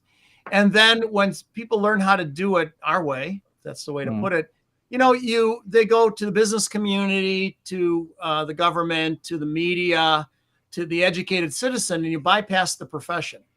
And I think there's an appetite for economics that actually explains what's going on and so forth. But trying to get the profession to not change. Not going to happen. Yeah. I've got to do it outside, which is why this group is such a lot of fun and so important. So And I'm doing my own little university courses developing through that. If you get some crazy marketing from me, if it involves a woman called Nicole, it's genuine. It might not feel that way, but it's genuine, okay? I thought it was a Good to future know. wife that was contacting me. I Oh, got that please. wrong. Oh, lucky you. Don't tell your own wife, okay? Daniel, we're getting close to the top of the hour. Do you want to do top chatters for us? Tradition you're very familiar with, but you probably haven't done in a while. So Yeah, let's do it. a stab at it. If we can get top chatters up, that'd be great. And then after that, Daniel, we'll cover anything that you think maybe you've thought of that we haven't chatted about just yet. But let's try and cover that too. Julia, are you going to put the top chatters up? Okay. Okay, there we go. Web freaks. We got Ghost on a Half Shell. I was going to say her real name, but maybe she'd be mad at me. So Scott the News, Economics in One Lesson, Tony Waka Udezi, Danger Zone Dragai, Geraldine S., Reagan Boychuk, Rob Pierce, Michael D'Souza, Jen Zidek, White and Sunny Out, TR, Jen Zidek, twice. Wow, okay. Thomas Darlington, Algorithm, Sherry Wise, Amelia Sempri, Bob Lior, The Herald of Change, Nicole Wolfeck, Kiao, Matt T34314333, Gavin Van, Alpha, Nomad Livecast. That one's mean. Which one? The one with the numbers is like just to the get one more with the airtime. numbers, yeah.